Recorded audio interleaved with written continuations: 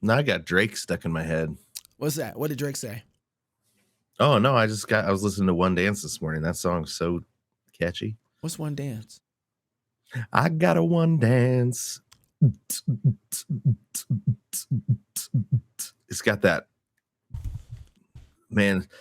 That song, like, with 2016 it came out, and it like changed the direction of how they were doing beats. Put all the beats on the back end instead of the front end. Switched it all up.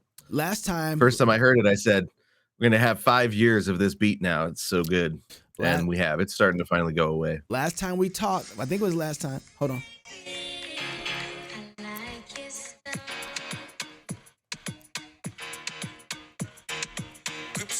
Right?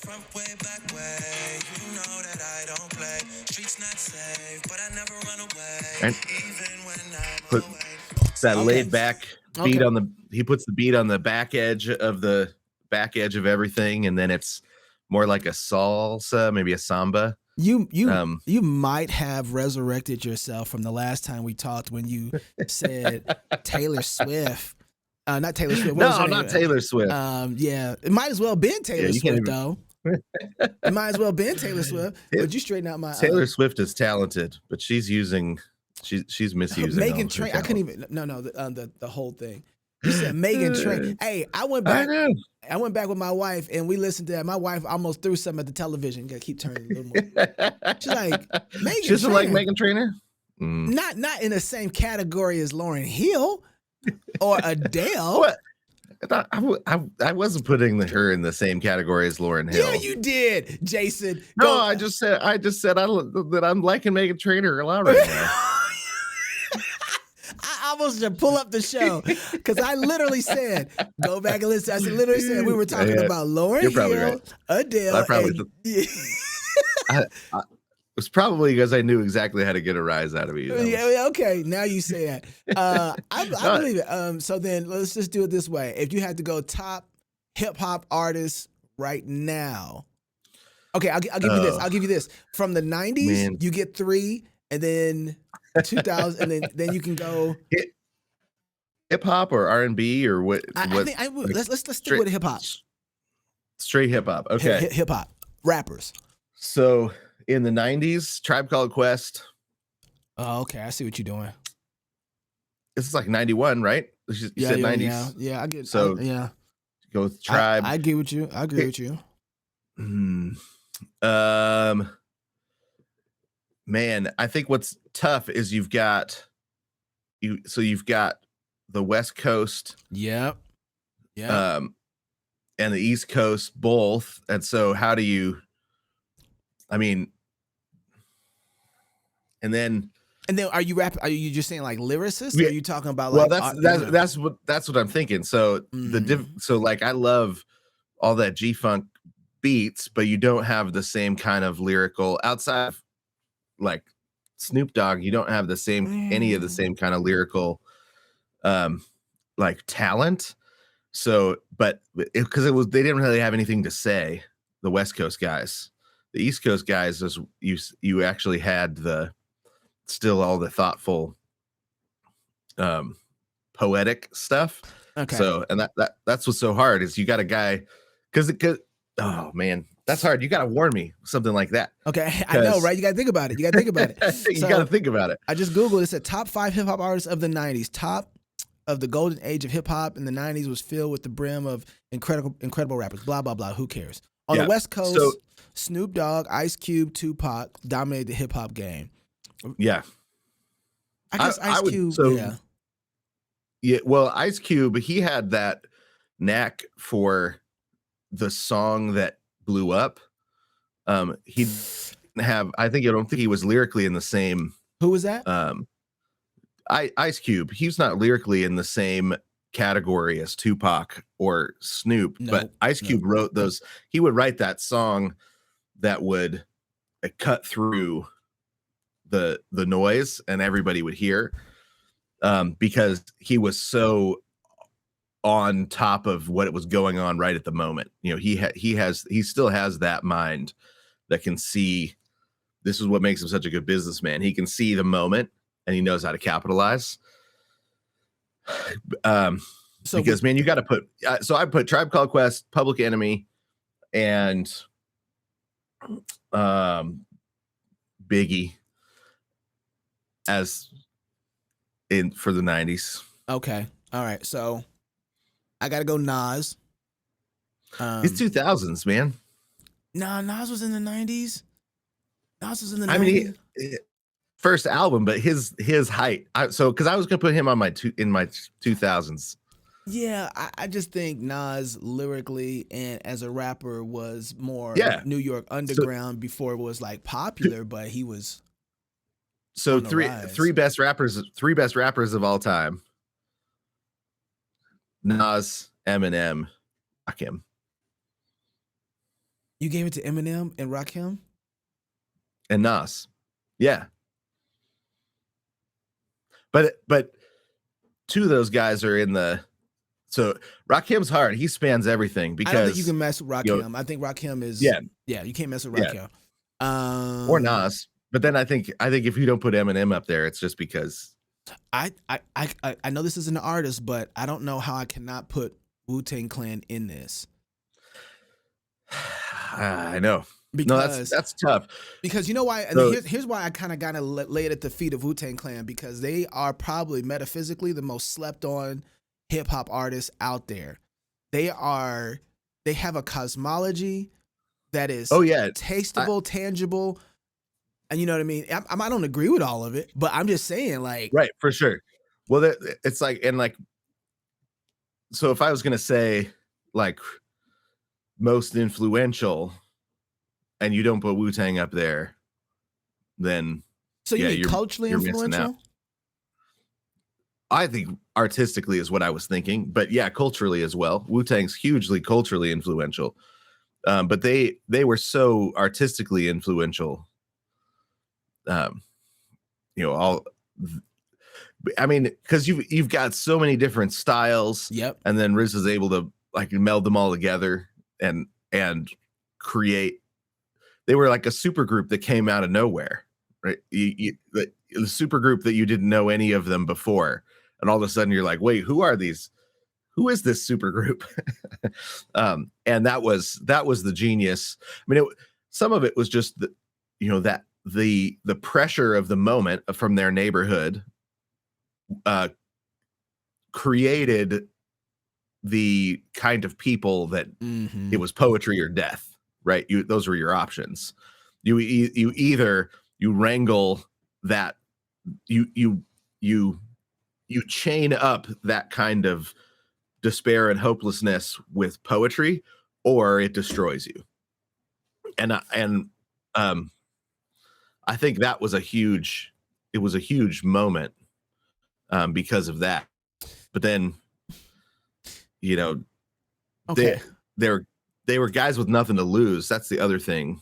And they pulled together that like comedian sensibility of the 80s or the late 70s, the 80s, that kind of Richard Pryor, Eddie Murphy, nothing to lose comedic sensibility, like Raw with the poetry. Yeah. So let me summarize what you're saying. You're saying the culture that they were in, the environment that let me just use better words. The environment that they were in produced poetry that was extremely human and relatable, because the only options were poetry or death. Yeah, right. You're either chaining that tiger up with poetry, or it eats you. Right? You don't have options, and that I think Wu-Tang is a good example of that. And that's not, I mean, all throughout history, some of the greatest poetry comes out of that. I mean, that's why war and recovering from war, the solution to medieval PTSD was the men got together and wrote poetry and recited it to one another. What the right? world? Because and I think you have something similar. You've got basically gang warfare breaking out. Oh my! Warfare has always produced great poetry because men deal with that kind of pressure by putting it to words and sharing it with one another, connecting, and then dissipating the rivalry. I mean, and I think, or creating the rivalry with it too. Like, so would you say? Yeah, well, they're dissipating within their own culture. They're dissipating the rivalry there, and I think within themselves, right? So poetry, a lot of poetry, great poetry, is created when you're in conflict within yourself, and the poetry is the thing that takes the two sides of the conflict and gives them a language to reconcile within your, so that the self, sin crackles our selfhood into a lot of different pieces, and poetry is one of the things that pull it back into unity with its, you pull yourself into unity with yourself. One of the things that happens though is, if without Jesus, you have to shift that rivalry somewhere, right? And so you shift it onto the other neighborhoods. You shift it to the West Coast, versus the East Coast. You shift the you in the Middle Ages, you shift it to the Spaniards, and or to the, if you're in England, to the French, or if you're in Scotland, to the English. You shift that rivalry to some other place with the poetry, and it creates the possibility of peace, right? So you can come home and live with your family, enjoy them, and raise your kids, and not have to always be in that internal conflict or be drunk all the time, which is the other thing that you get in those situations. Where do you see, when you were talking about poetry and it dissipating and men getting together, and I remember the 90s, right in that mid 90s, right where Tupac started rising, and you had poetry, on hip hop in the streets, you had battles, right? Mm-hmm. So yeah, all the time, guys would go and get on the street and they would battle and see who had the best stuff, like who wrote the best things, and they're like, oh man, that's good. Then you go back home and you practice, come back like, okay, and you would have that. And so I see exactly what you're talking about in the culture, and out of that you see this rise of amazing music and poetry that gets blessed to America, right? Right. Yeah. I mean, you look at, and the thing is it ends up being like, it becomes influential throughout because of the different the ways that it went into every kind of media, right? So the early, and not just that, but the way that it actually borrowed from every type of media too. That was one of the most unique things about hip hop. It wasn't just like it was hip hop. It was classical. It was jazz. It had every other influence inside of it, so everybody could kind of relate to it. Anyway, I just wanted to bring that up. Go ahead. Yeah. Oh, totally. Well, I mean, like my favorite stuff, which is not the same thing as saying this is the best stuff, but like Blowout Comb, from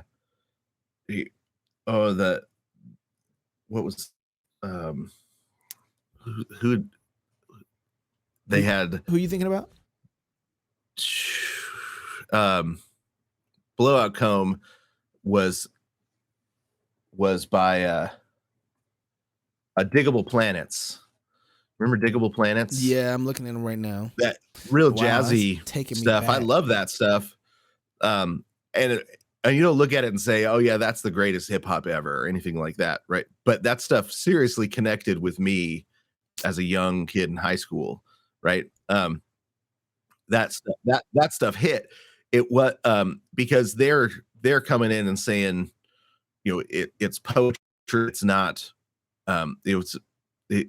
It's hard for me. It was always hard for me to try and connect with like the West Coast gangster rap, because I'm just a white kid in the suburb of Spokane, Washington, and I had friends that did, but I didn't have a lot of conflict at home, right? My friends that really connected with it were the ones that didn't get along with their parents. And like, I got along with my parents and we didn't have a lot of conflict. And my friends used to come hang out at my house because there wasn't fighting. There wasn't, it was, they were welcome, and my mom would feed everybody. And, so the gangster rap I didn't connect with that stuff super well. I loved the beats because I listened to a lot of the 70s funk and Parliament and stuff, so I liked that. But when Diggable Planets came along, and they're positive, it's it's that the um astrology, like they drew just a lot from astrology for their metaphor systems. Like that I really enjoyed, and then a lot of what would be called like the college scene rap, which there was a lot of. Right, there was a lot of really smart uh, rap in the '80s and the early Yep, '90s, but very gangster intelligent. rap just took over and Well, completely swallowed everything else up. Right, so then rap had to be hard. It had to be, all that. So you lost a lot of the.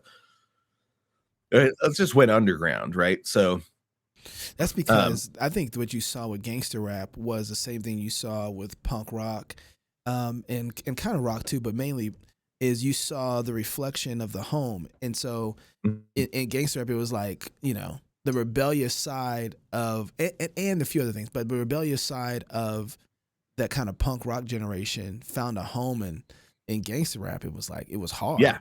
It was gritty. It it was, well, and what you had was like kids raising themselves, and so they created gangs.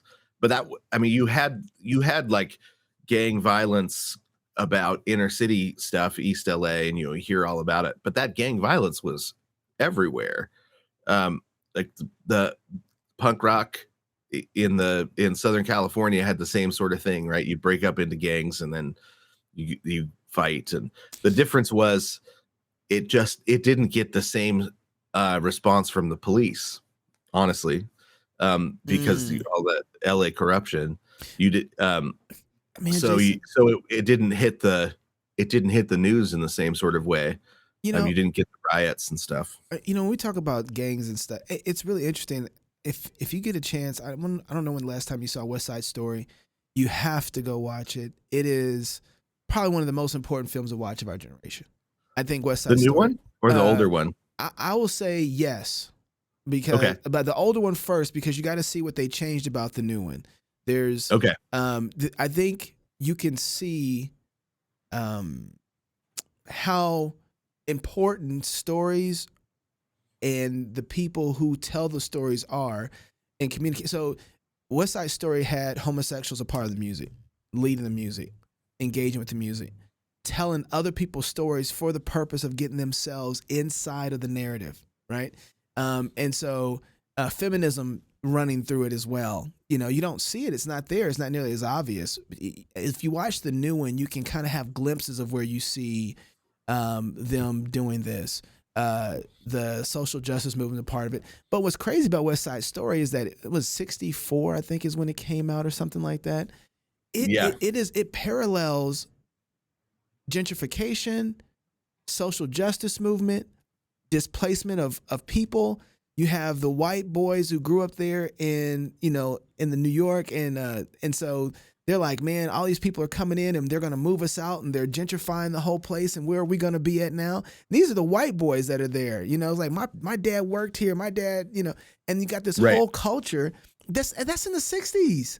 It's in the 60s. And now you have people running through the streets saying something gentrifier. I can't remember their line, but they're screaming about their gentrification. It's destroying our communities. We were here first, and they're buying them all up. And it's like, oh, that's the new black anthem. That used to be the white anthem. That was the poor white folks who were saying that exact same thing Yeah. about the Latinos and the richer upper class white folks moving into their communities. And it's like, that's nothing new. But what I wanted to bring up was gangs. They had gangs then. They were a problem then. They were an issue then. It wasn't like gangs just started happening in the 90s. But the gangs, even then, their style and even some of their music was, you look at it, it's like, well, that's super acceptable. I don't know how gangster music of the 90s is going to be super acceptable 10 years even from now.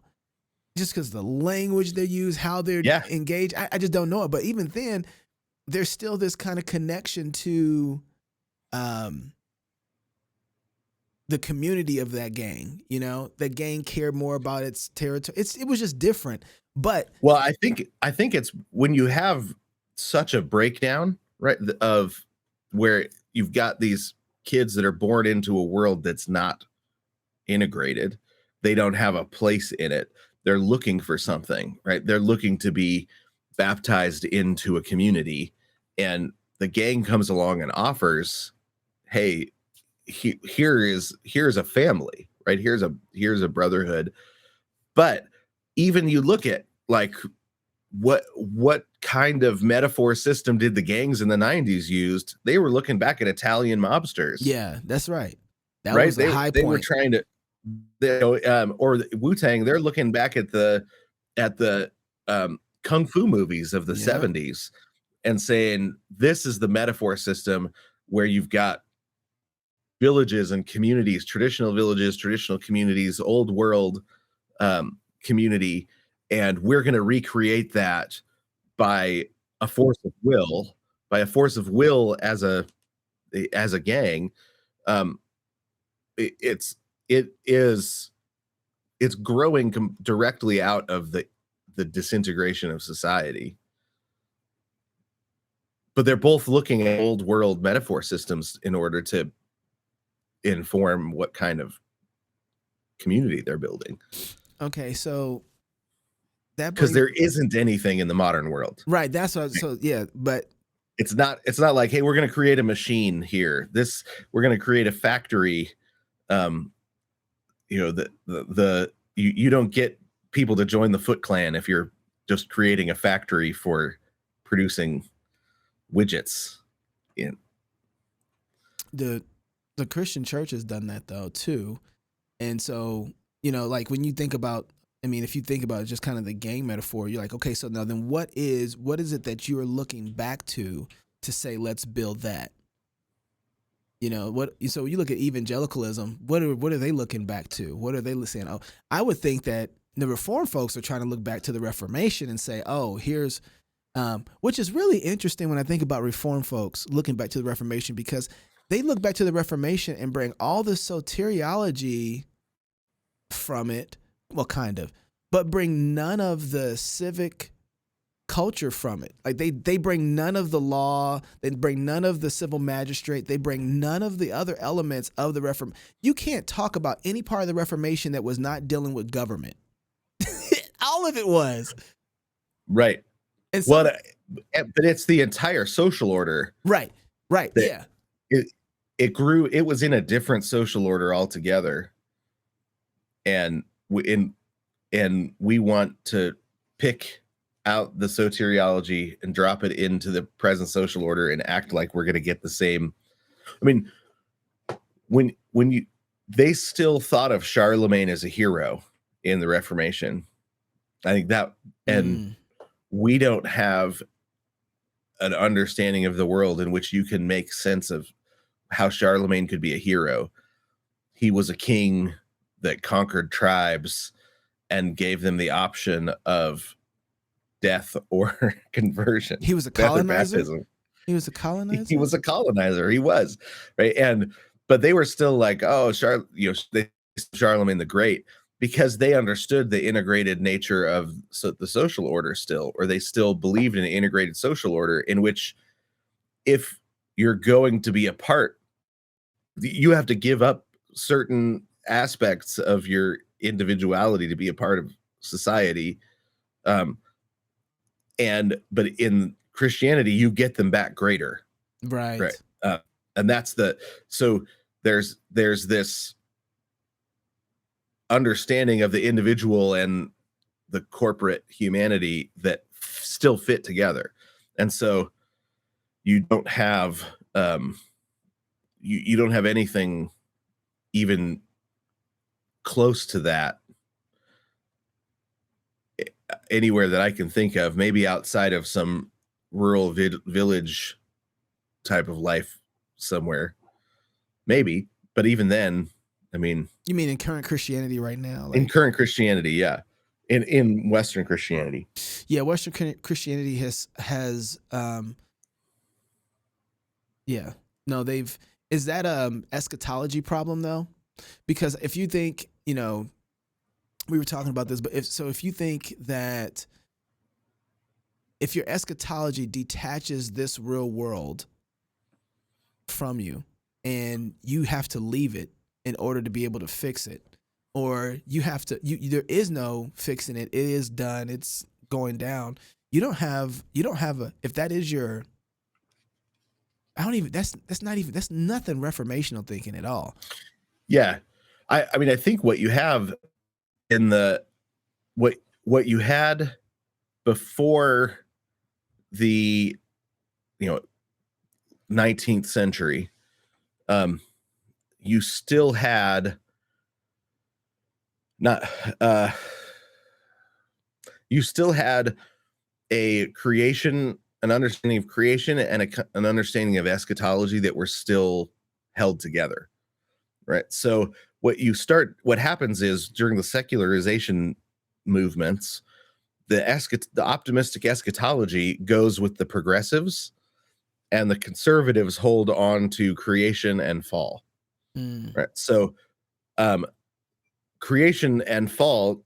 So you see this a lot in any sort of conservative resurgence. One of the things they want to talk about a lot is that mankind can't be trusted, right? That human nature can't be trusted, and so you don't set up a system of power that that you always set up every system of power knowing that humans are going to hold the power, and like so the fourth estates, right. You want the checks and the balances of multiple estates all working in unison is the goal, right? But you rarely hear them say, and here is the source of our hope for society, right? So they always talk about the hopelessness of society, and this is, as much as I love a guy like Eric Voegelin and have learned a lot from him, he's very pessimistic, right? He's cynical about human nature, and you can be cynical about human nature if you've still got a God to be hopeful about, right? If you've got a Christian humanism, where God has a purpose for humanity and he is working in humanity in order to bring them to its intended end, right? If you've got God restoring us to our humanity, then you can still be hopeful, even if your hope is not in people, right? It's not in mankind. But the progressives took the hopefulness of Christian understanding, and at first they said, well, we know that God is going to do this, so we can be hopeful, but we don't need to connect it to a theology of creation. So you can have a forward-facing progressive understanding of the world without the understanding of the fall of mankind, anthropology, anthropology there. Without the anthropology. So the eschatology, the hopeful eschatology, was taken by the progressives, and they dropped they dropped anything that make it a grace-based optimism. So your optimism was in collective humanity, for example, right? So democracy is one person might make a mistake, but all the people all together will make the right decision, right? So you've got progressive, so the progressives got really into democracy for a time, then they got really into fascism. People will work towards what is their best interest collectively if their options are limited down to the things that we know are best for them, right? So you've got all these different progressive movements, and the most effective one was the communism or socialism, which is an understanding that the world is going to move through phases and improve, and because humanity is moving a particular direction.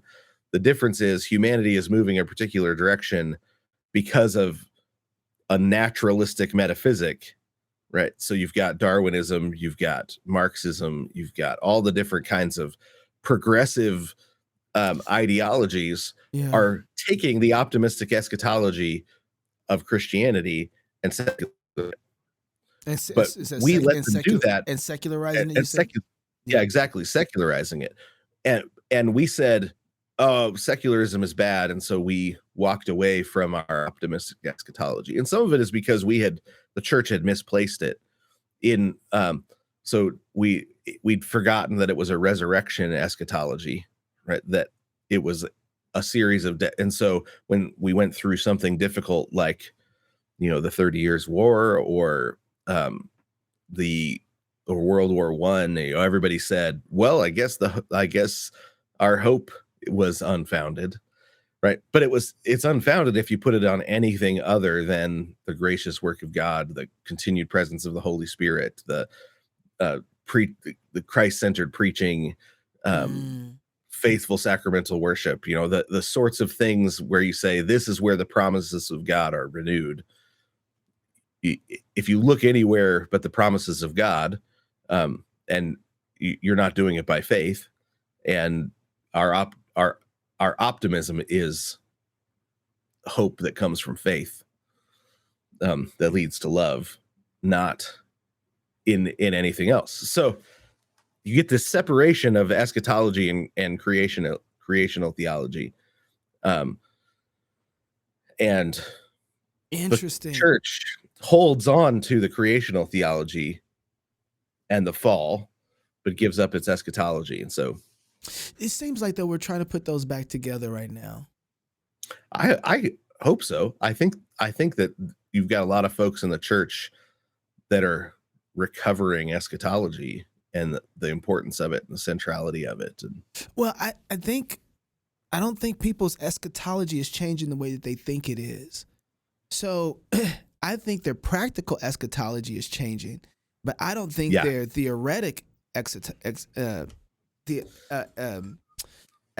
is changing. And what I mean by that is I've seen, oh man, how long has it been? I've been here 9 years or maybe over the last 15 years. I can't believe I can say that. I've seen over the last 15, maybe 20 years, people move from a very central anthropology, biblical teaching, exegesis, and then to now a social civic order. Their ethics now need to apply inside of the civil magistrate in the government. And it kind of probably happened in the pro-life movement, where people were saying, hey, you can't just kill babies. Right.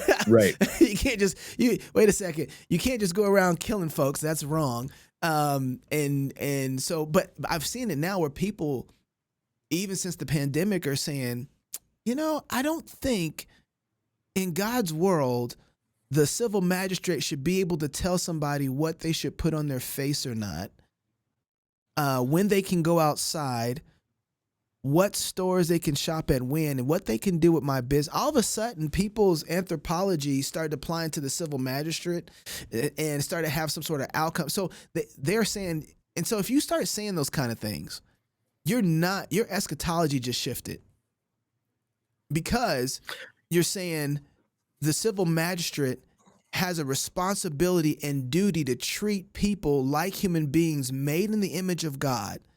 And the only way to do that well is by saying, what is a man? What is he for? And then how do you treat him? Right? Yeah. And so I'm seeing people's eschatology shift by how they understand the duties of a civil magistrate, because then that has an outworking. It doesn't just stay put. Like, this is one thing that's really amazing about the gospel. It doesn't stay put. People act like if I preach the gospel, somebody gets saved, they start living like a Christians, and then the world just stays put. That doesn't happen. It doesn't happen that way. This is why you were. I think. Go ahead. Oh, and I think that it's so impractical that it's only going to be a work of the Spirit that makes that sort of change in a practical, obsessed people like we are, right? We are obsessed with, is it practical or not? Christian eschatology is impractical because there aren't knobs and levers that you can go control. And that's part of the blessing of Christian eschatology is the knobs and the levers are not, we don't have access to the knobs and the levers. We have access to faithfulness. But it's something only the Spirit can accomplish.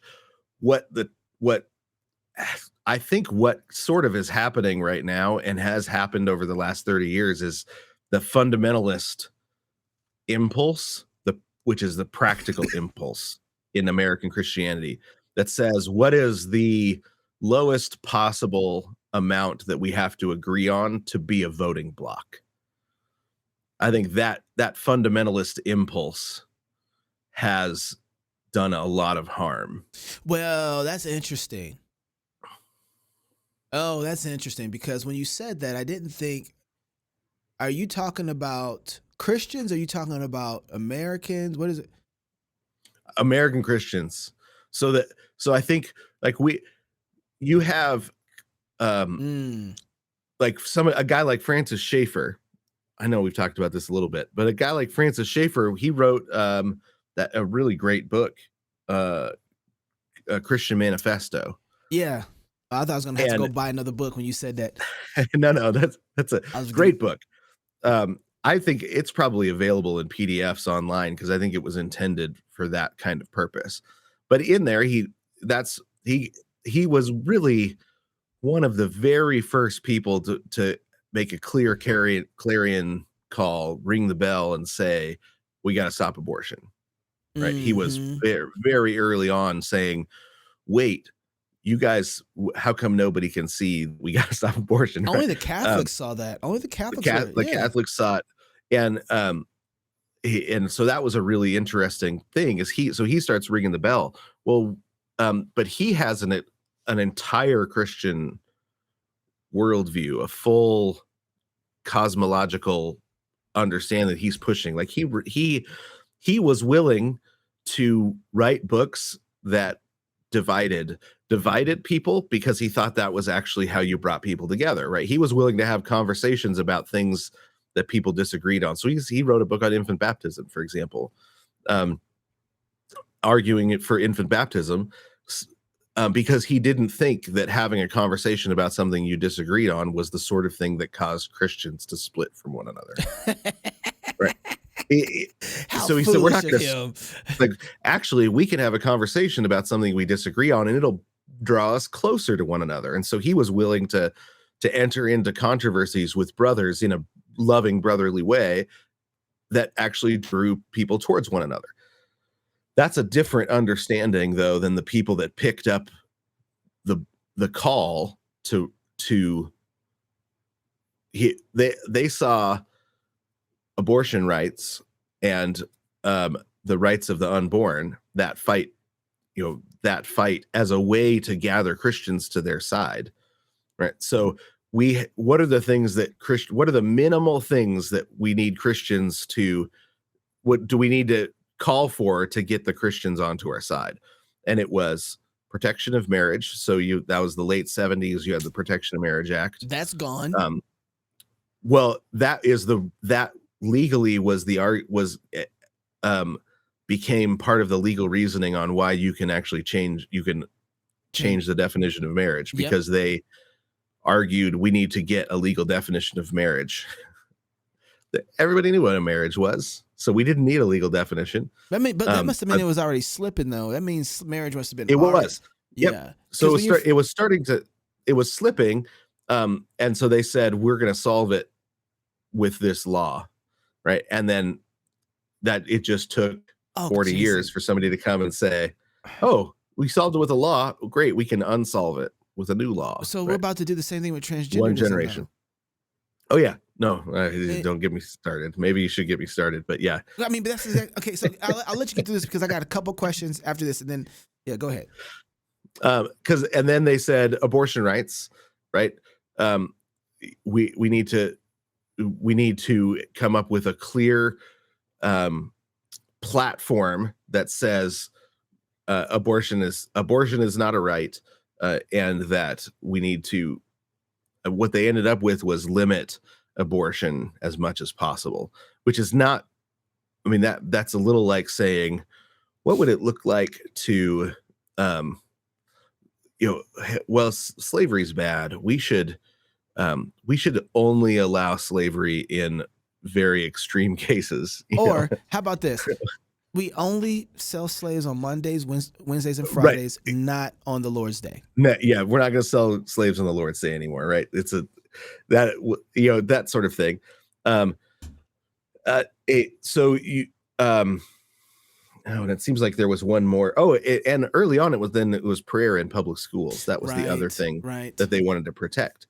But we've already walked away from that one as well. So you've got this lowest common denominator conservatism that grows out of the push early on for a social conscience, for Christians to regain their social conscience, right? And a conscience about what society ought to be like, right? That and you have that, the social conscience was reawakened by the civil rights movement, right? Because the church's social conscience had been numbed, but it was reawakened by the civil rights movement. Interesting. And they said, and then when they said, okay, now what? Right now that we have gotten rid of, the social boundaries between blacks and whites. Now that we've gotten rid of that, what do we do next? And you have guys like Francis Schaeffer that said, well, you know what we do next? We go save babies. Like, let's go save the unborn. And that ended up being co-opted by a different worldview within the church. Right. So I think you're right about that. And I think that Marcus's film, Babies Are Murdered Here, is the evidence of that in how he looks at how they took a deep dive into the pro-life movement, right? It lost its soul because of that. It was co-opted from kind of right around that time. Yeah. Well, it was because it was, so I would say the fundamentalist impulse is the secularizing impulse in the church, right? So,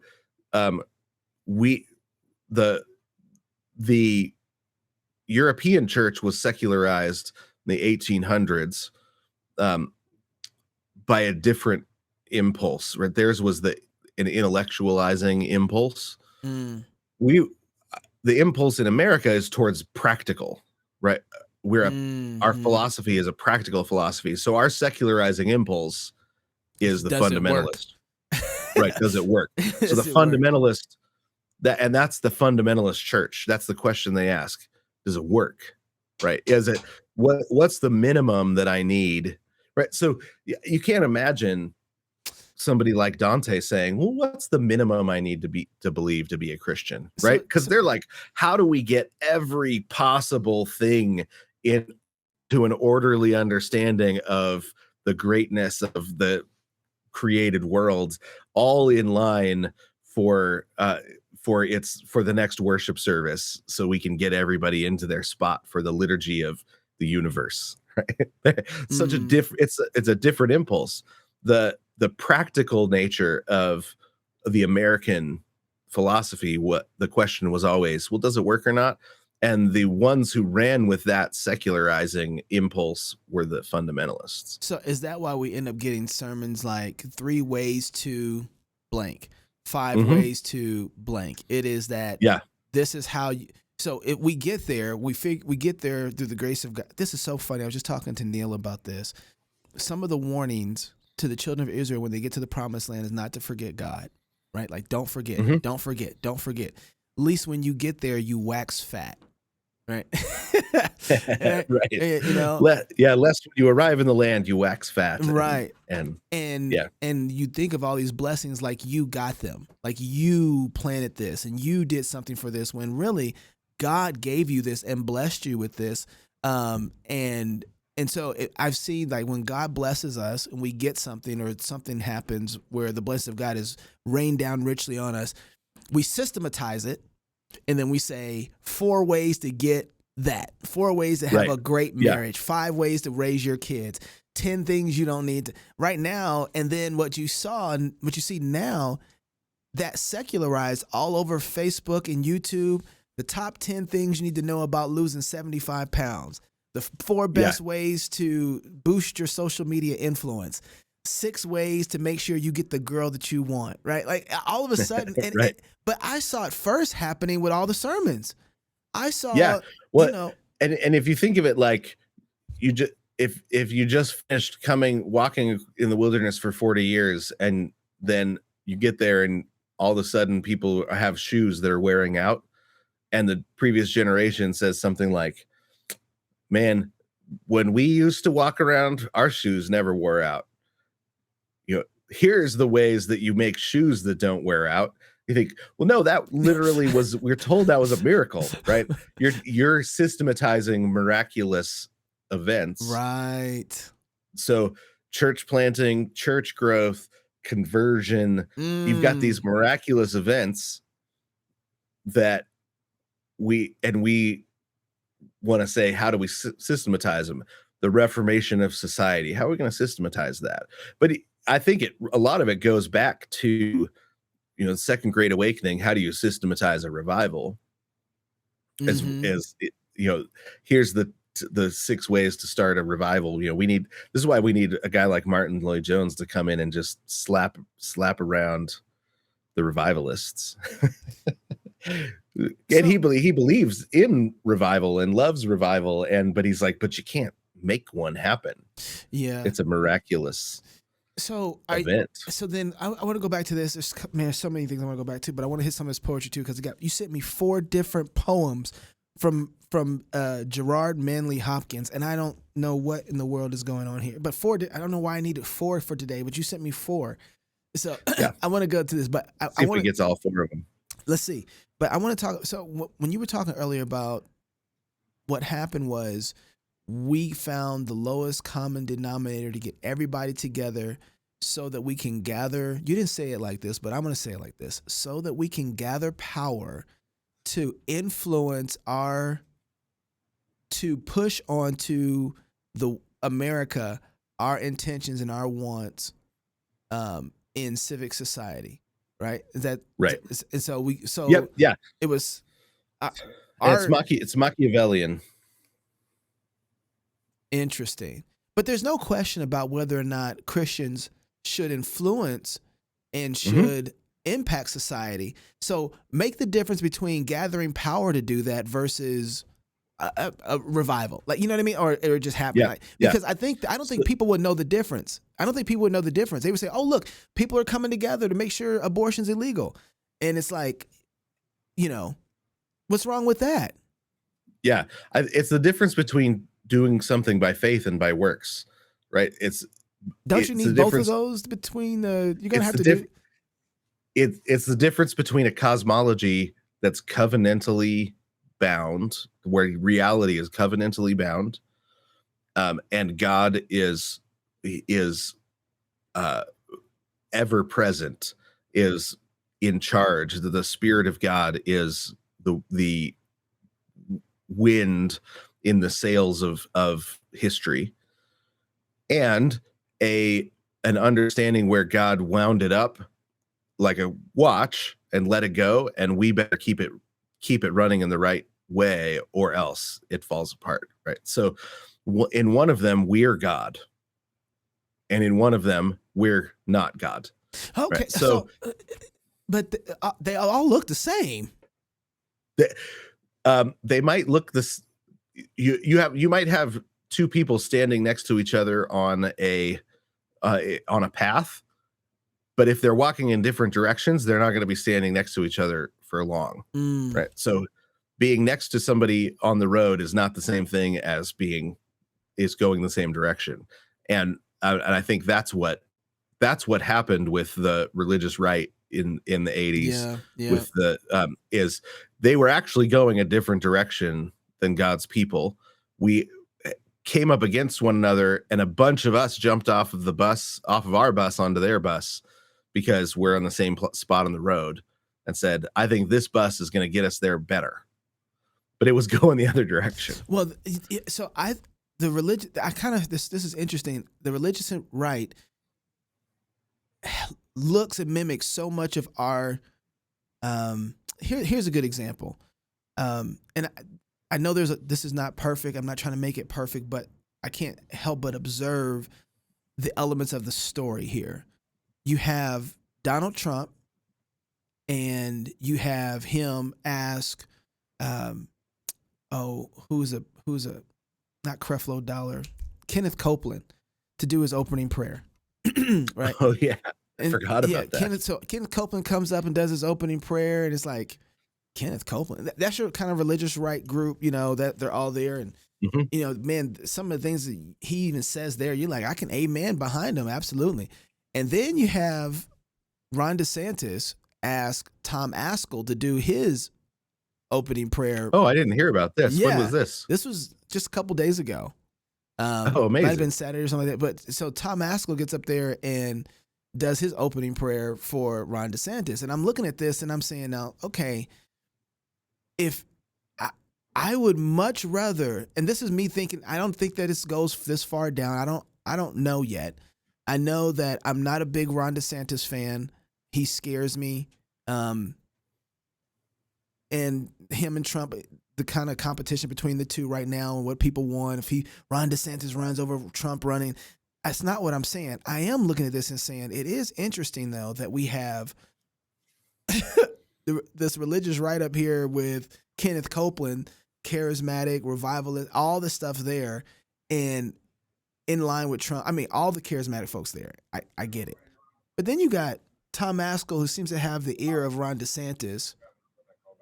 Let's just say, in my perspective and looking at this, that if you're asking his man to do your prayer for you, I would believe that he would be able. I would trust Tom Askell if Ron DeSantis got off the boards and say, "Hey, you know what, brother? You're tripping. You need to repent. You need to take this to God. You need to act right." Yeah.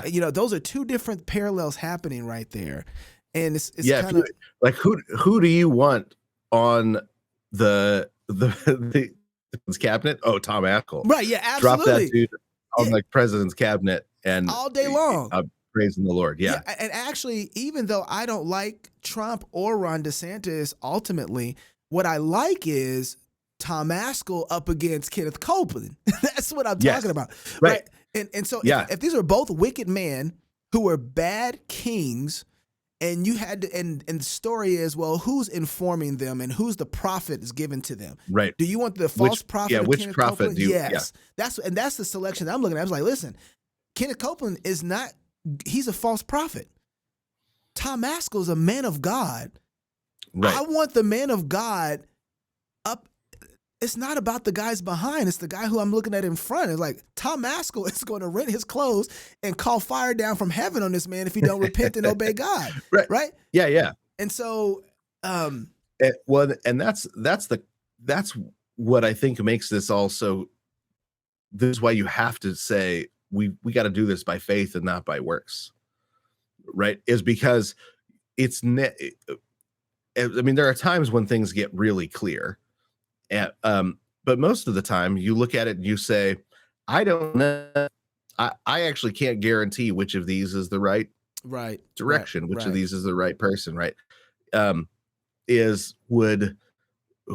Would another Trump president be blood, or would it be a curse? It's hard to say. Because it's a long-term, we've got a long-term game. And as it says in Colossians, is all are from Christ, for Christ, to Christ. Yeah. And Christ is towards his people, right? So the point of history is to undo the works of the devil. That's right. Right. That's the point of history. Was it were the temptations in the wilderness to Christ, were the temptations themselves good? No. Did the temptations work towards the undoing of the works of the devil? Yes, absolutely. Right. So we actually don't. We're not the God of this system. Mm-hmm. And that's where the social conscience of the church has often said we don't fit into either party right now, right? And so sometimes it's been, hey, we're with this party on that, with that party on this thing, or hey, neither of you guys are nailing this one down. Here, let me show you the third way. There's different but the social conscience of the church, when it's alive and awake, it has been incredibly influential for good. When the social conscience of the church gets co-opted or decides to jump in into the power play game, it ceases to disciple the nations and starts looking to rule the nations, which is not the job of the church. The job of the church is to disciple the nations, disciple the rulers of the nations, but not itself to rule. Boy, you done made a whole lot of people mad. Who did I make mad? Isn't that pretty straightforward? You know what? I probably made everybody mad, right? I don't think people have an establishment of governments. You know, I see a huge push right now to. I think. Go ahead. I think I see though. Maybe what people would be upset about is the assumption. So I'm talking about the church as an ecclesial body. Yeah. Yeah. And we don't have that category, right? So if I say, hey, the church is just Christians wherever they are, that's actually a different cosmology that I'm talking about, right? So you should want, for example, a king that is a converted king that serves the Lord, that is being discipled. It's our job to disciple whichever king we're given, right? Whether he's a Christian or not, right? But the church does that institutionally in a particular way. Yeah. And then also there's a non-institutional way that God has often done it. So for example,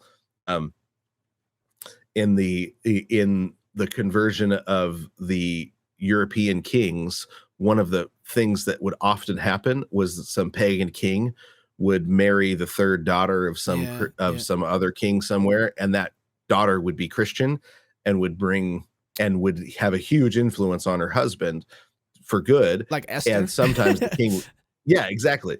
And so that would be a non-institutional way of bringing the discipleship of the Spirit into the life of a king.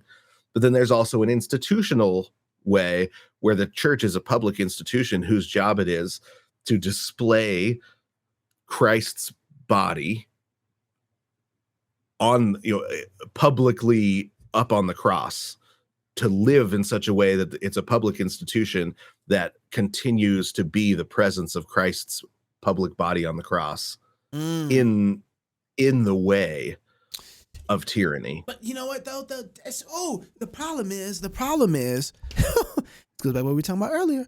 The problem is you're going to have to say that the death, burial, and resurrection of Jesus Christ has massive implications for the other institutions and how they operate. For all the institutions in the whole world. You have to say how that. could you not, though? Easily. But how could you not say that? Easily. I mean, I know, but it's only if you've already bought into a secular cosmology, though. Okay, so that make any sense. Okay, so right, yeah, and that's why. So there are a lot of Christians. Oh, Jason, this is killing me. I need more time. I was trying to do a short one today. There are when you were talking earlier about the pro-life movement and the grasp for power around Christians coming to the lowest common denominator in order to be able to vote or to move or to gain power to influence culture, which is really interesting because that's not how we've influenced culture ultimately, right? No. But because you got these one people who are like, preach the gospel, preach the gospel, preach the gospel. And then you got these other people who are like, make sure you vote Republican all the way down the thing. That's how we influence culture, which is really... So are you, when you're talking about this kind of divide, are you saying that you can have people who have the positions right, they're pro-life, they're opposed to the transgender movement, they're after marriage, they love marriage, biblical marriage is the best way to go, they're completely opposed to adultery and fornication, they have all the check marks biblically right, and yet their cosmology is wrong? Yeah, the Pharisees, right? So that was Oh, the snap. Pharisees. Shut up. That Oh, no, think time out. because Okay. No, I got it. No, it's just it hurts.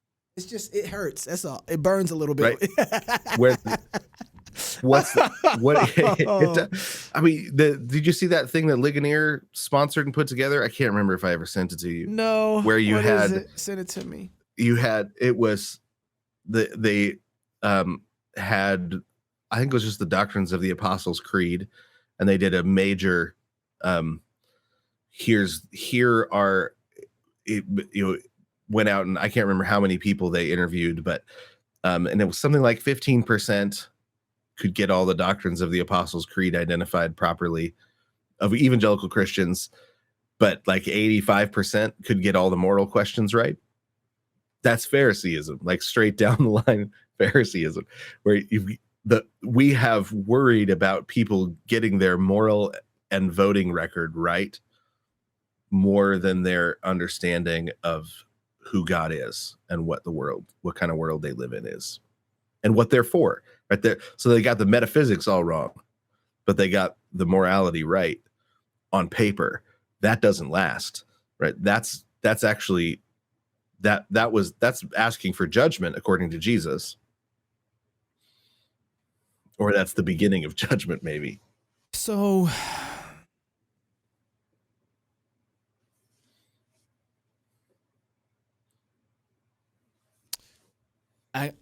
I'm applying this now to all the other parachurch ministries. Maybe some of those. I'm thinking of some of the secular movements that, what do you call, so then what would like, you can come and sit down over here, Marcus, if you want to. Marcus Pittman just came in the room, everybody. What's up, Marcus? Jason said, what's up, Marcus? I'm looking at the Daily Wire. It seems like that they have created a big tent moral camp for everybody to fit inside of. Even homosexuals. I'm just wondering when it's going to go trans, because as long as you sign up for these, if you can let homosexuals into your moral camp, then there's only a period of time before you start seeing trans people can be there too. So long as they sign up on, yeah, we don't like the surgeries for young kids, but I'm an adult, right. I can make those decisions, but this is not for everybody. It's basically Dave Rubin, but for trans, right? Like, so if you can do that and be opposed to the left's economic plans and their social order per se, and just sign, then is that a form of Pharisaism too? I mean, because you still have all the things right on the. I just remembered the third point of the conservative movement that got the Christians involved. It was capitalism. Capitalism. Yep. Right.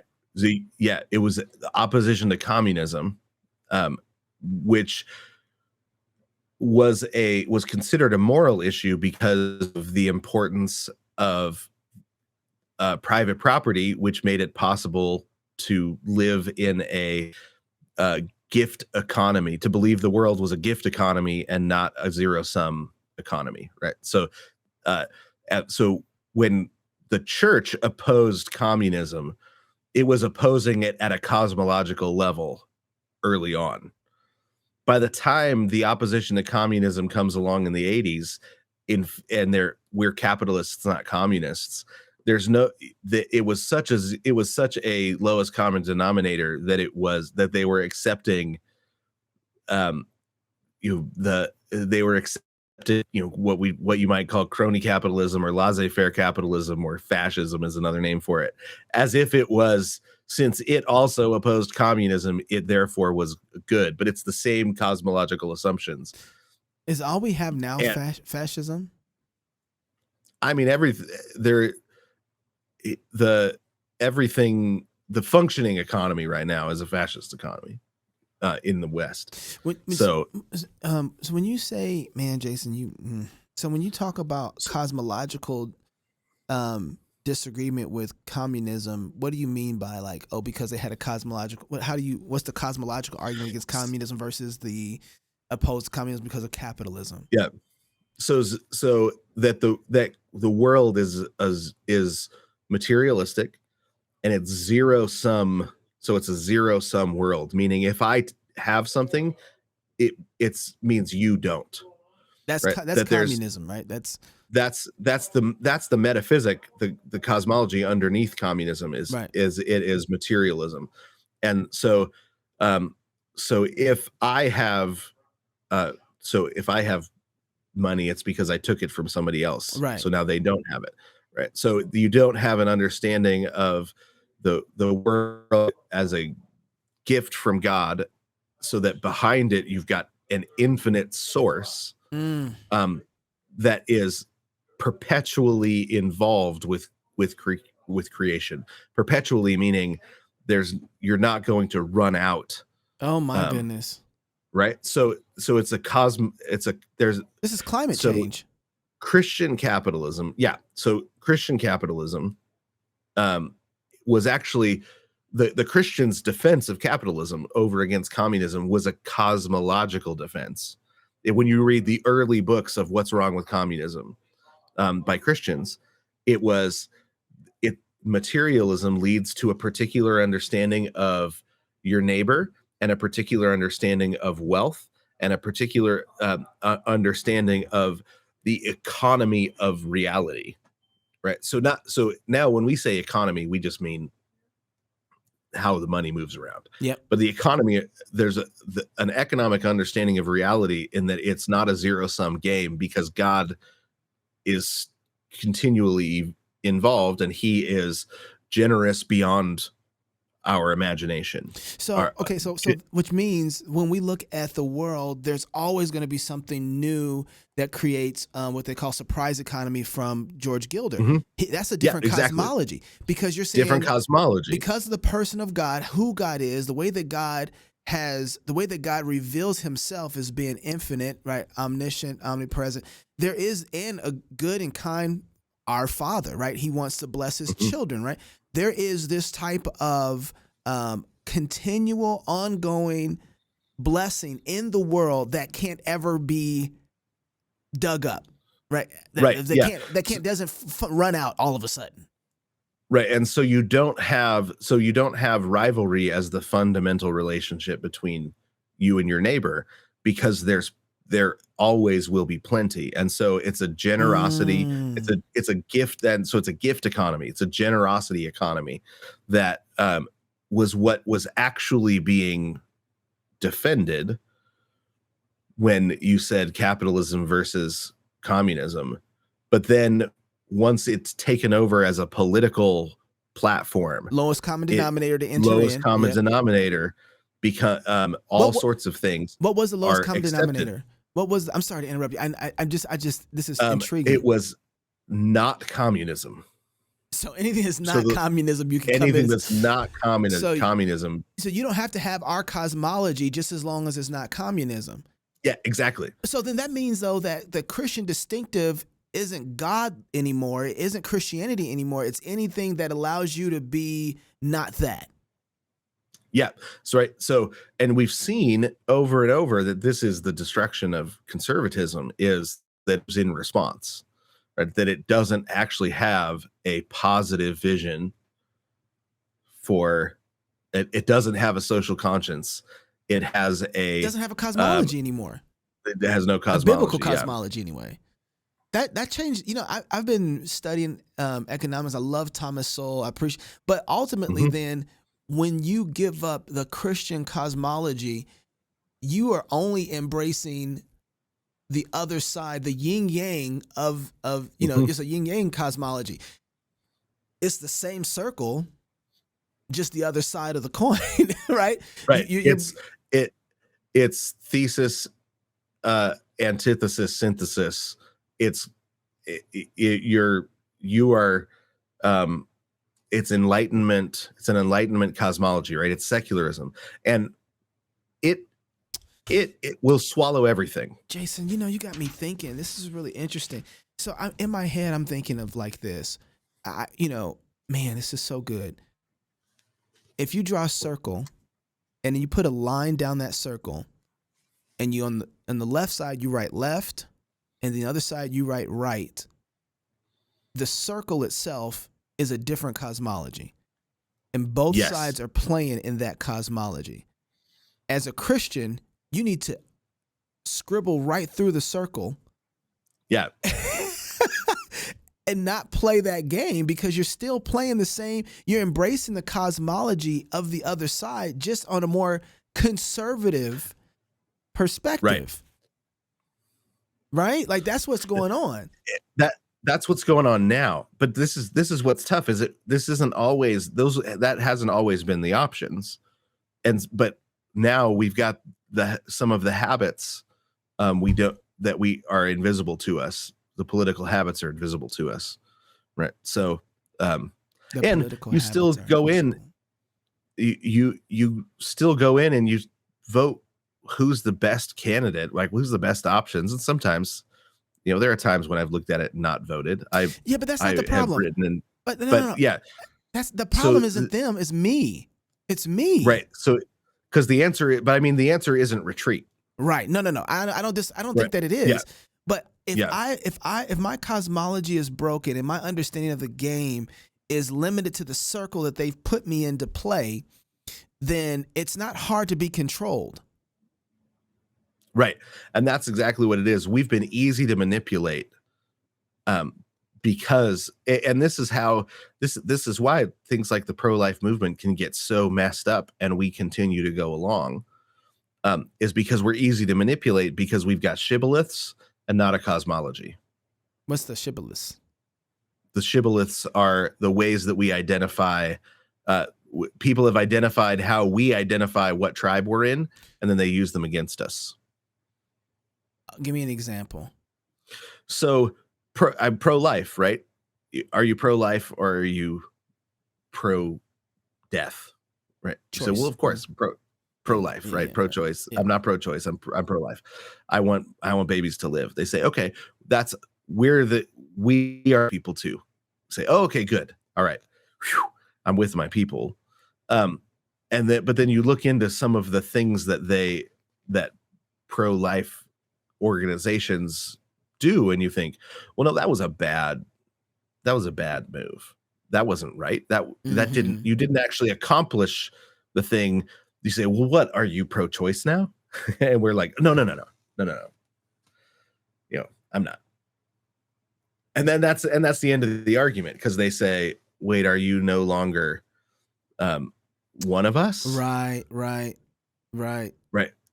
Are you giving up your shibboleths? So you only have one. Here's the circle. You're either left or you're right. Yeah. Okay. Rather than saying, and so then we're not of use, because we don't have that the conscience, a developed social conscience that says society shouldn't be this way. What would it look like for what should society look like? Right. We're not producing people that can imagine the future resurrection into the present and then live according to it. Wait. Say that again. We are not people. We're not people that can imagine the resurrection at the end of time, where God is leading to it look like for the works of the devil to be undone. Imagine what that will be like, and then imagine it into the present and live according to it, right? Live by faith.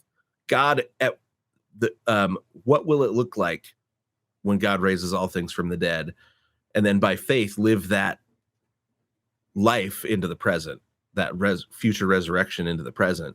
We don't have the kind of imagination that can do that, because we've bought into the cosmological assumptions. But the Spirit still inspires God's people, right? Because he hasn't left us to ourselves. He's still with us. He's still doing that, right? So, and that's what we need, is the continued inspiration in the technical sense of the word, not like we need more pieces of the Bible. But that inspire means to breathe into, right? We need the continued breath of the Spirit to breathe into us, to renew us, to the way that Adam was brought to life. The church needs to be continually reinvigorated, re-inspired by the presence of the Spirit and the the life of God in the Spirit who's living with us, to transform our imaginations, to say, what should it be like? What would it look? So, you know, what does it look like to build a society in which every kid that doesn't have a home is adopted without question, without delay? What would that look like? Right. That should be a goal of the church. Right. Well, that would mean that every kid in every home that wasn't adopted would be baptized first. Right. I mean, I think I think you're right. But you did. And that shouldn't be a problem, because we're not lowest common denominator Christians. We should be able to have conversations about the disagreements on theology that draw us towards one another, because we're not secularists looking for power. We're brothers and sisters looking for unity. And that is Boy, you have something you wanted to say about that. I saw it, man. What did you swallow? I mean, I've just been on the receiving end of some funny memes, and which made me laugh. Yeah, it made you laugh, but you swallowed something you wanted to say, and I don't usually see that. And I was like, what did you just swallow?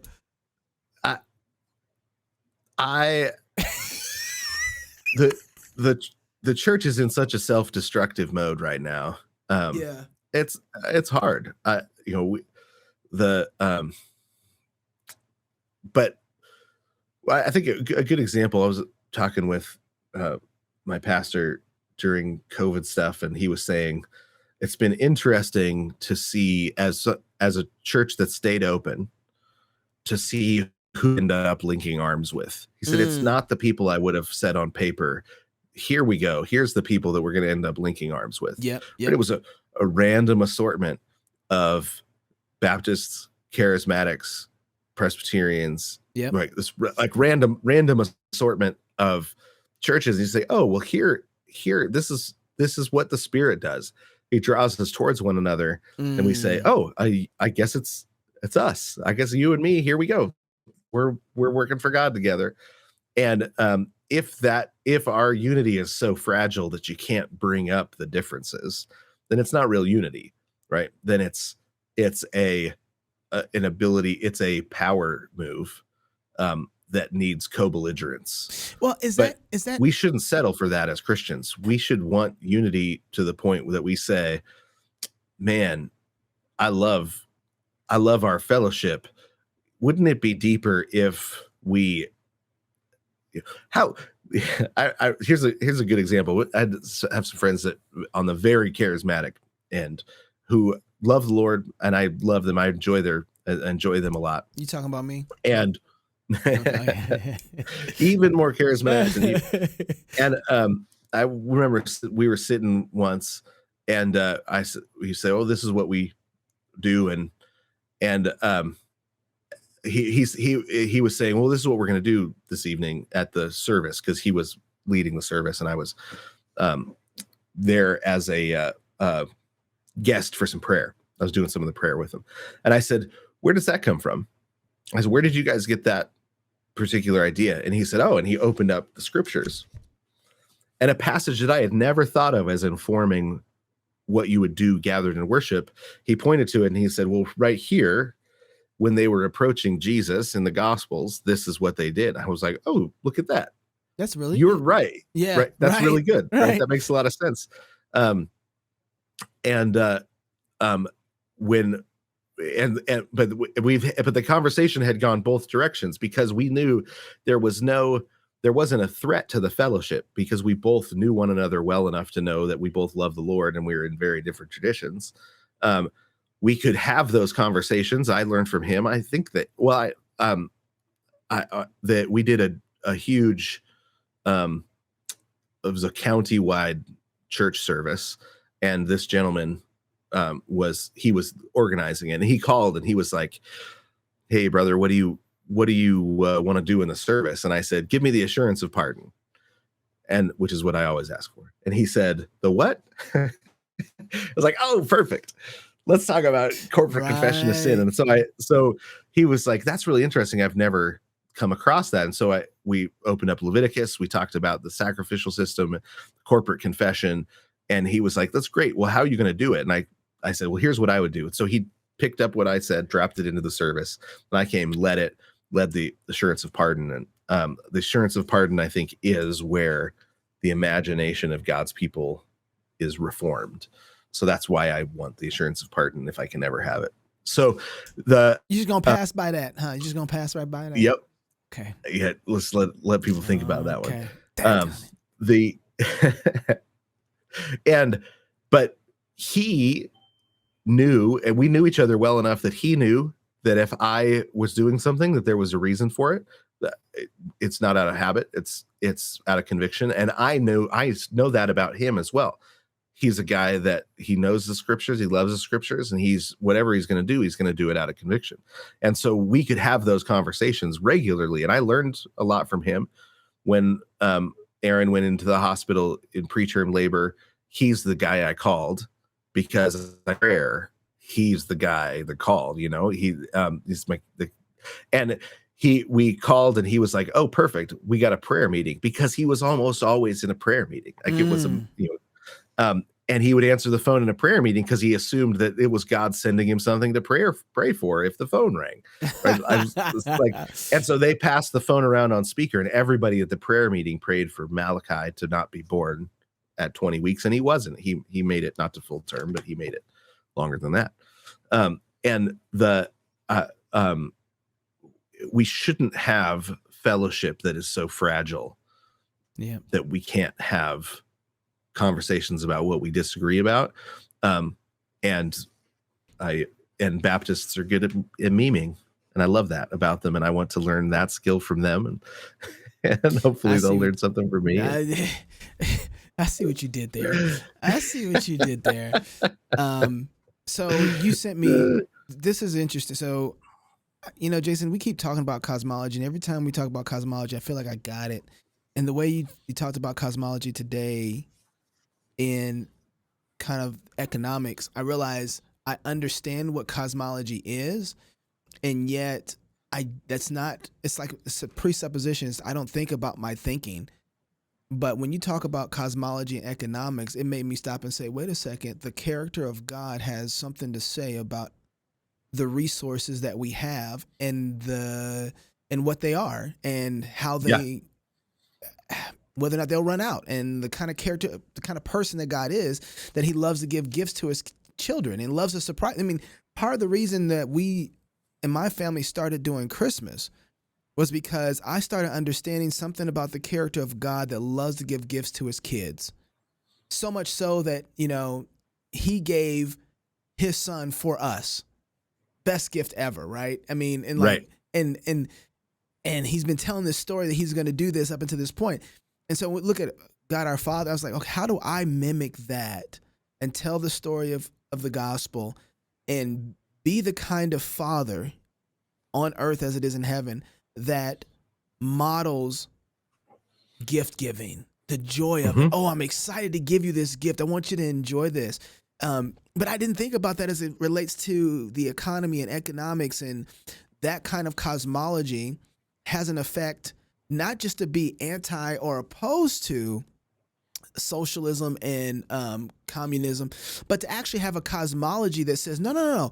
God made the world in a particular type of way that these things are cancers and a poison to the traditional, original intent and impact of God's world.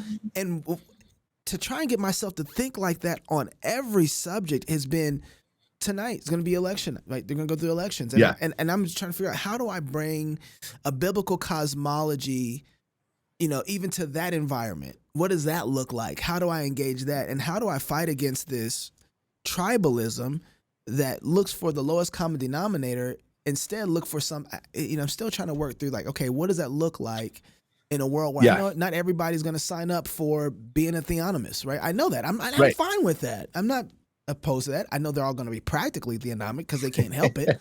I mean, it's inescapable, right? It's just, right. They're Christians, so they're going to be theonomists by default. They might not claim it, but That's what they're going to be. Just like people who are Arminian, they're going to be Calvinists by default. Right. They can't escape. My cosmology informs me about their theology, even though they might not assent to mine. Right? Like, so. Yeah. That's the nice thing about being right about reality. That's right. And yeah, that's exactly right. Yeah. That's a good point. That's a good point. Yeah. Because I know people get,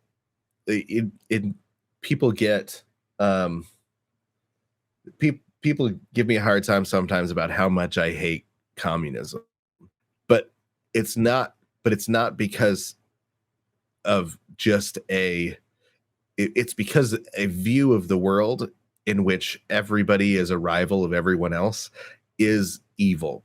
It's a description of hell, right? That, and we don't live in that kind of world, right? We live in a world, where God is a capitalist. He owns the sheep on 1,000 hills, right? And that's good news because that makes generosity possible. And he's so overflowing with generosity that you want him to own all the cattle, right?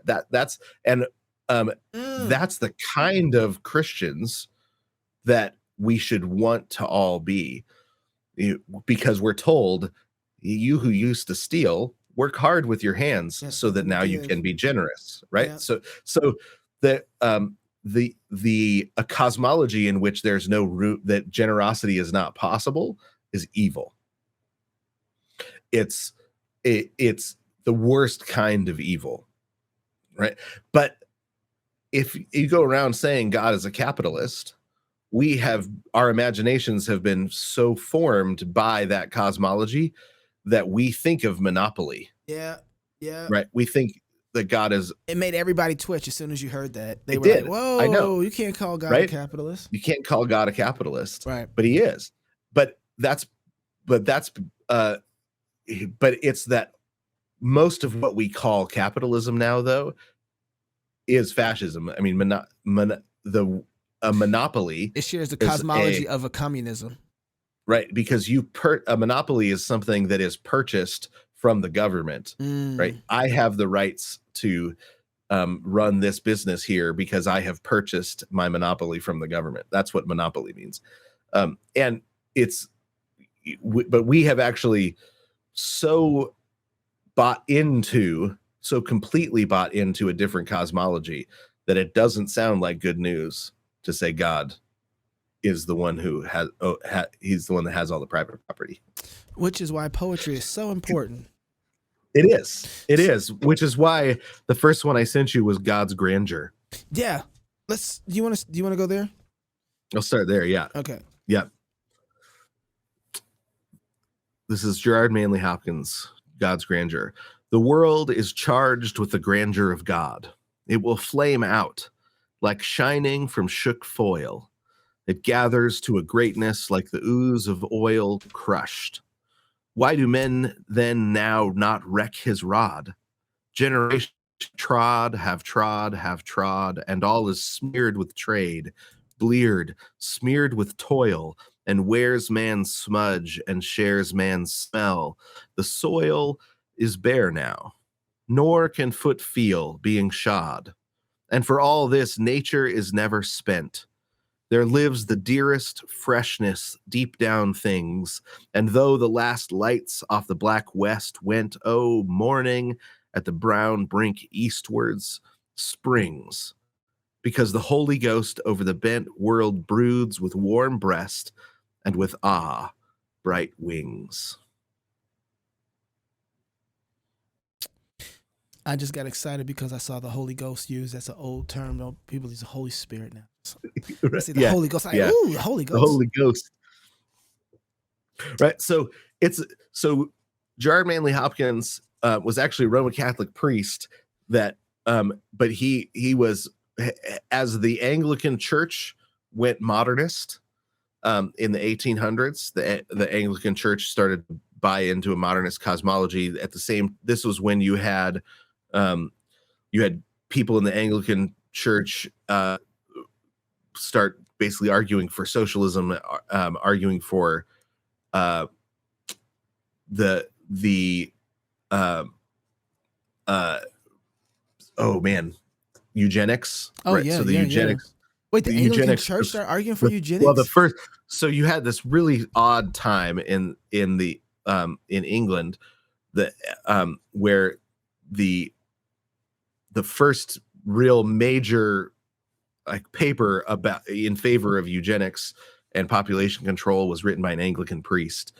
Yuck. And it's really so, but it was because they had gone all in on modernism alongside, and not all the Anglicans had, but they didn't have the ability to go, they didn't have the backbone to go discipline some of these guys, right? The way they should have. Well, Gerard Manley Hopkins, young, sensitive poet, he gets converted, he gets saved, and looks around, and the Anglican Church is a wasteland. And so he actually joins a monastery, a Roman Catholic monastery, and ends up kind of retreating from the world and writing a lot of poetry.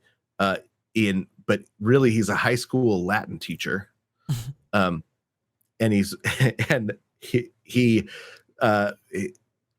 lives kind of separate from the world, but he writes a lot of really great poetry and reads an enormous amount, and then studies languages, and he doesn't publish his poetry during his lifetime, but he tells a good friend, hey, can you burn my desk when I die, and don't look in any of the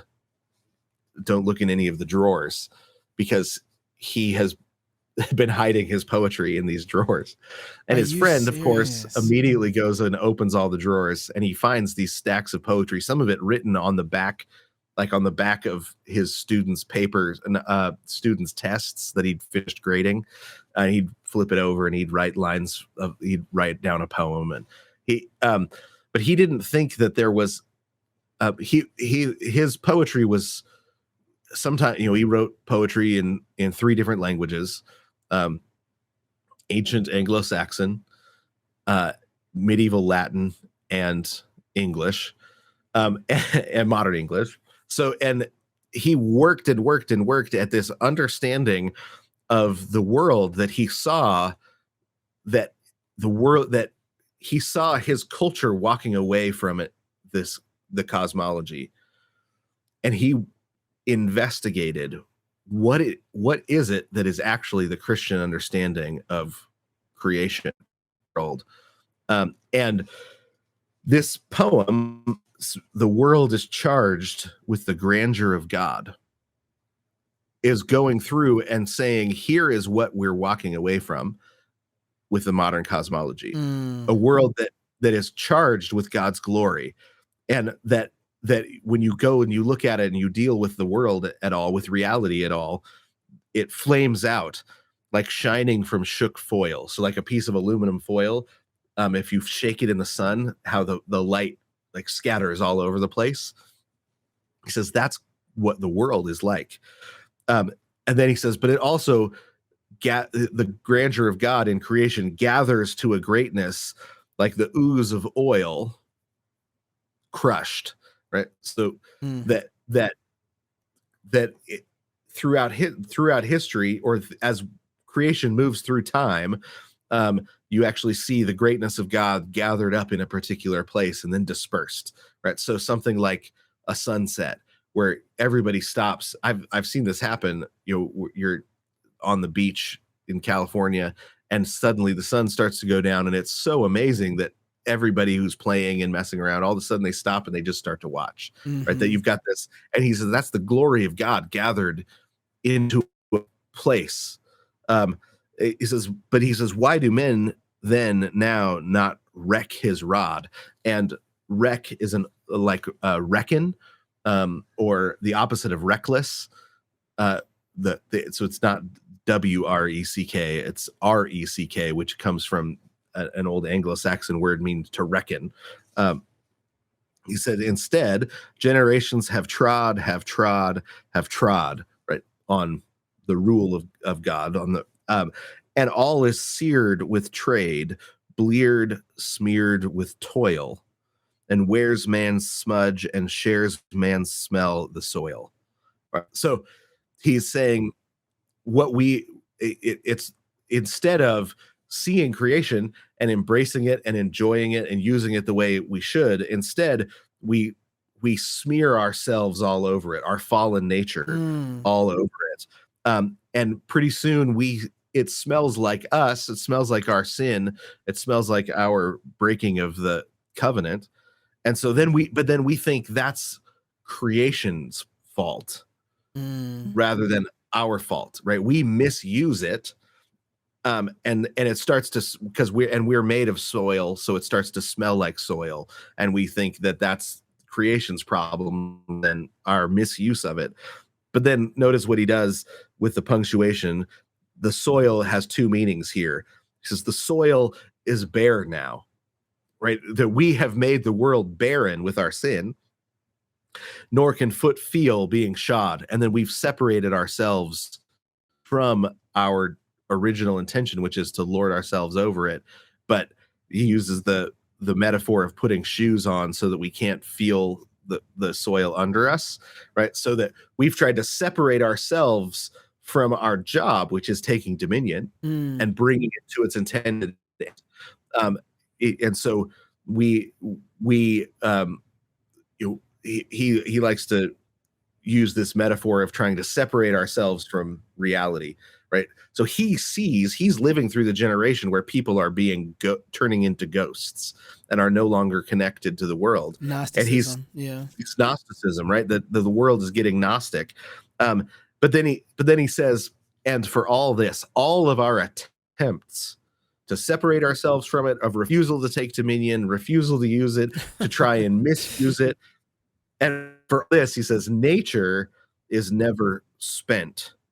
There lives the dearest freshness deep down things, right? So he says, we can't use up nature and run out of it because the way that God built the world, there's a constant refreshing that's going on death and within resurrection it. constantly. It's death and resurrection, but this is also what I'm talking about when I talk about how it's a gift. The economy of reality is a gift. Reality is a gift economy. It's a generosity economy. You don't run out. You don't have to be rivals fighting over all that's left, because you're not going to run out. And he says, and though the last light off the black west went, right? So he's saying Western civilization is the sun is setting on Western civilization because we've turned away from God. Oh, morning at the brown brink eastward springs, because the Holy Ghost over the bent world broods with warm breast and with bright wings, right? He says, I'm living at the end of Western civilization. He says, but I'm not giving up hope, because the same God that is constantly refreshing creation, that built a creation that constantly refreshes itself, that same God is bent over the world, brooding with a warm breast, right? With a loving posture towards all that he's made, and with bright wings, right?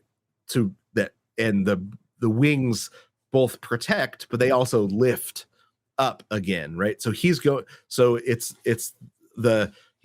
combining the metaphor of the hen that protects, that Jesus used, the hen that protects his people, protects its hatchlings from a fire, and with the phoenix, whose bright wings raised from the dead out of the ashes, right? So he says he pulls together all these different metaphors, and he says, so yeah, creation, we've done our best to try and misuse it and destroy it, but we can't, because it has not left it, right? So the created world is constantly refreshing because the resurrecting God is remaining present in creation all of the time. So you're not going to run out. You don't have to go to war over the land, over the food, over you, because the world is a self-refreshing world as we bring it to its dominion.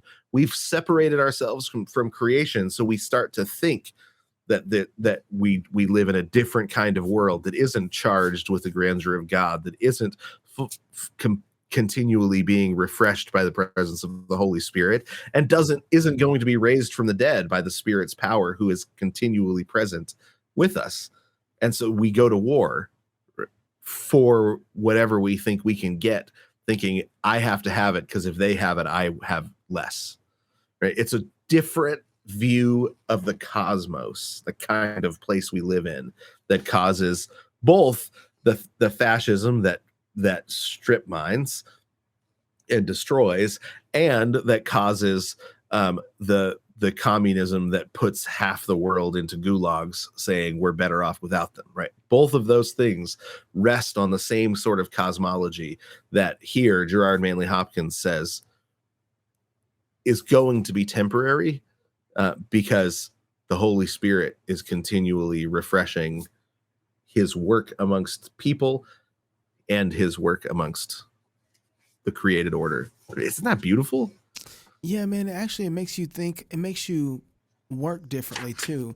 So when you see, it's easy to look at the political landscape and look at America and look at the downfall and see the smear of humanity on creation, and to say, oh my goodness, and then you want to run and grasp for things because you want to save it, instead of knowing, it's like, wait a second, the world is built in such a way that reality, the way that God made the world, is actually going to win out.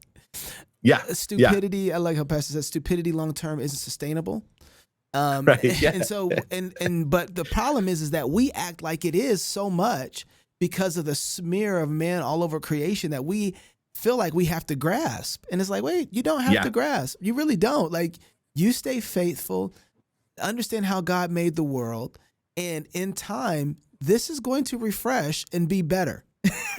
Right? The sun will go down over here on one thing, but the beauty of the world and gospel is that whatever God puts in the ground, he raises up better than it was before too. It makes you, and so it gives you a piece about how you act, and it makes you think of the things that are most important. As you were thinking about that, I was thinking about, I got to make sure my kids understand the world's like this, so that it's the thing that creates a jolly warrior.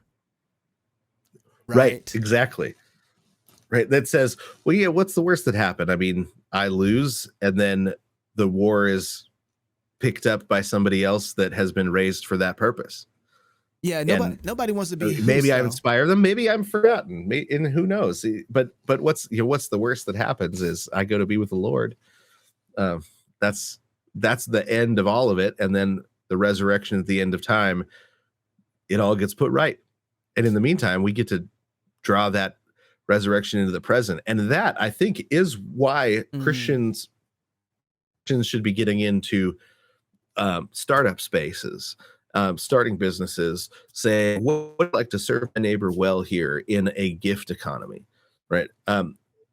Where I don't have to destroy every other business to be the winner, right? That we can actually build up economies that aren't based on rivalry, right? We can build up economies and because competition and rivalry aren't the same thing. Competition, you can both be pushed to something better.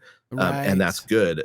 Rivalry, one of you has to lose, right? And a Christian understanding of, a Christian that says, you know what, I'm actually just really good at managing other people's stuff, and you can embrace that and enjoy it, and embrace the place that God put you in society, and you can. I worked at a gasket factory, and I remember, coming in and saying, okay, yesterday I made this many. I bet I can make 2 sheets more today, right? Because God has given me the job, and it's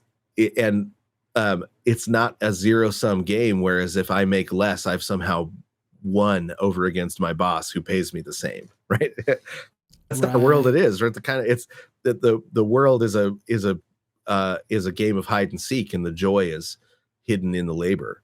That's so true. It hasn't been a job that I've had where I haven't advanced or grown or been brought up because of, and I've been at some of the lowest levels in jobs and work, and I loved it because I needed a job, and I just worked hard, and I loved cleaning the floors, and I love the people got a chance to come in on clean floors, and they're like, man, if you like cleaning the floor so much, why don't you clean the bathrooms? Like, I love cleaning bathrooms, the cleanest bathrooms ever. You like cleaning the bathrooms so much, why don't you come clean my office, clean the office, find paper, and every time it's just like, I always feel like most of my jobs are like Joseph, down in the pit.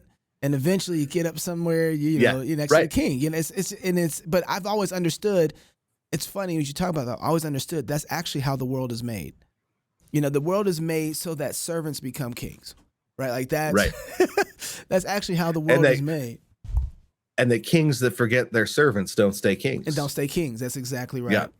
But kings that are good servants that's stay kings. That's good stuff, man.